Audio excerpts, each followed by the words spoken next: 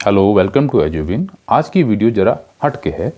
तो इसमें हम डिस्कस करने वाले हैं कि सेविंग के बारे में है कुछ, कि हम छोटी छोटी कैपिटल को अगर हम थोड़ा थोड़ा करके इकट्ठा करें तो लॉन्ग टर्म में हम इसको कितने जो है कैपिटल को इंक्रीज कर सकते हैं।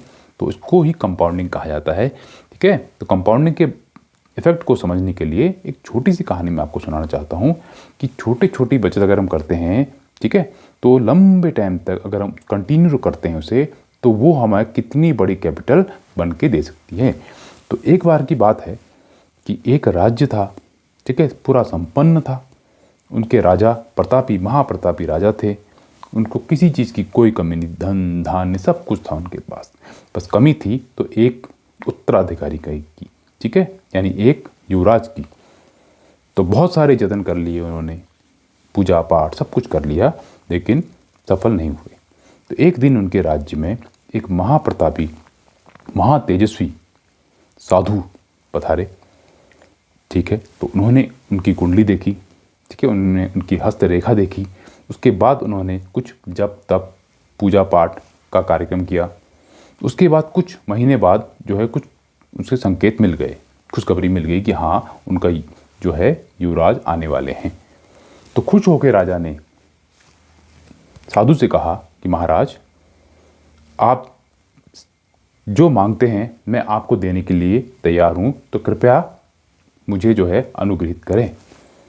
तो साधु ने कहा मुझे क्या दोगे तुम? उसने कहा आप जो मांगते हो, आप राज्य मांगते हो मैं आपको राज्य दे दूंगा, आप धन दौलत हीरे मोती जो मांगोगे आप दूंगा। तो साधु ने कहा मैं तो सन्यासी हूँ, मुझे क्या दोगे? तो अगर आप देना ही चाहते हो तो मुझे कुछ चावल के दाने दे दो, और वो ऐसे दो कि अगर शतरंज की जो बिसात होती है ना, शतरंज के जो वो होते हैं जिसमें 64 खाने होते हैं, ठीक है, स्क्वायर होते हैं, तो पहले स्क्वायर में अगर एक दाना रखा जाए और दूसरे स्क्वायर में उसके डबल कर दिए जाएं। इस तरह से जो 64 हमारे स्क्वायर होते हैं, लास्ट वाला, वहाँ तक जितना चावल के दाने आ जाएं उतना चावल आप हमें दे दीजिए। तो राजा ने कहा महाराज आपने ये क्या मांगा, ये तो तुच्छ सी चीज़ है। तो साधु जरा क्रोधित हो गए। उन्होंने कहा राजन, अगर आप दे सकते हैं तो चावल का दान दीजिए, अन्यथा मैं यहाँ से प्रस्थान करता हूँ। तो ठीक है, राजन ने अपने सैनिकों को बुलाया, बोला ठीक है, ये महाराज की जो है साधु महाराज की इच्छा की पूर्ति की जाए। तो ठीक हो गया, सारे गणतज्ञ आ गए, सारे महामंत्री आ गए, उन्होंने हिसाब लगाना शुरू किया। ठीक है, पहले में एक दाना डाल रखा चावल का, फिर एक का दूसरे में डबल कर दिया तो 2 हो गए, फिर तीसरे में 2 के 4 हो गए, फिर 4 के 8, ऐसे करते करते करते वो 20वें खाने तक पहुँचे। तो 5,24,000 चावल के दाने की ज़रूरत थी। ठीक है, तो राजा थोड़ा घबराए, लेकिन उन्होंने कहा ठीक है, चावल के दाने ही तो हैं। फिर कैलकुलेशन चली, हिसाब लगते रहे, बोरियों का हिसाब लगा, इधर उधर से बोरियां मंगाई गई। जब 32वें खाने में आए तो 218 करोड़ के आसपास के जो है दाने की ज़रूरत पड़ी। अब जो है उनकी परेशानी उनके माथे पे नज़र आने लगी। अब उन्होंने क्या है, अपने मंत्रियों गणतज्ञों को बुलाया। उन्होंने कहा पहले हमें हिसाब लगा के बताइए कि लास्ट वाले खाने में कितने चावल के दाने लगेंगे। तो ठीक है, उनके मंत्री महामंत्री जितने भी गणतज्ञ थे, विद्वान थे, सब आए, उन्होंने हिसाब लगाना शुरू किया।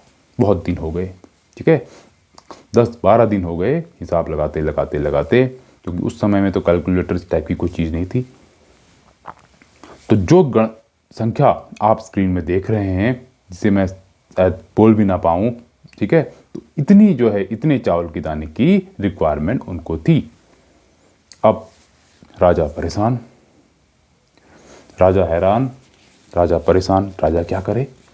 राजा ने कहा महाराज, ये आपने क्या मांगा, कुछ और मांग लेते, आप मेरा राज्य ले लीजिए, क्योंकि इतने अनाज के दाने, चावल के दाने तो अभी तक हमारी इस धरती में ही नहीं होंगे। तो साधु महाराज हंसे मुस्कुराए, उन्होंने कहा राजन, मैं क्या करूँगा इस चावल के दाने से, मैं तो आपकी परीक्षा ले रहा था, क्योंकि अगर आप में अहम ये ज़्यादा होगा क्योंकि आपने कहा आप जो मांगो वो देने को तैयार हूँ, तो इससे जो है आप में अहंकार आएगा, जिससे आपका राज्य जो है आप सुचारू रूप से नहीं चला सकते। तो इस तरह जो है साधु ने महाराज की जो है अहंकार को तोड़ दिया। तो इस कहानी से हमें ये सीखने को मिलता है कि अगर हम छोटी छोटी बचत करते हैं, ठीक है, तो स्टॉक मार्केट में यही चीज़ काम आती है। जो अगर लॉन्ग टर्म तक आपने इन्वेस्टेड हो आप कोई स्टॉक में, और आप धीरे धीरे हर महीने जो एक एक स्टॉक ले रहे हो, तो 15-20 साल बाद यानी लॉन्ग टर्म में उस स्टॉक की जो कंपाउंडिंग इतनी होगी कि उसकी आप कल्पना भी नहीं कर सकते।